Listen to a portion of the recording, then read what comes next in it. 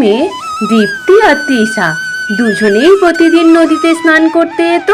স্নান করতে যাওয়ার আগে বালি নিয়ে ওরা খেলা করত। একদিন বালি নিয়ে খেলা করতে করতে হঠাৎ ওরা সোনার মা লক্ষ্মীর মূর্তি দেখতে পায়। তারপর ওই মূর্তিটাকে নিয়ে এসে ওদের মায়ের হাতে তুলে দেয়।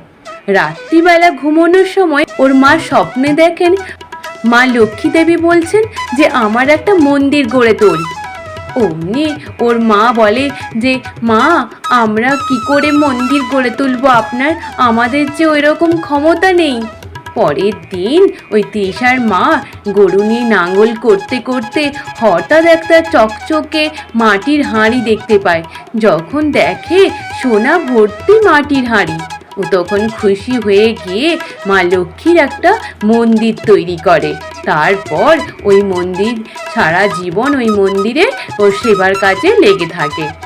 আর তুমি এখনো জয় মা লক্ষ্মী লিখলে না? তাহলে লিখে দিও কমেন্টে।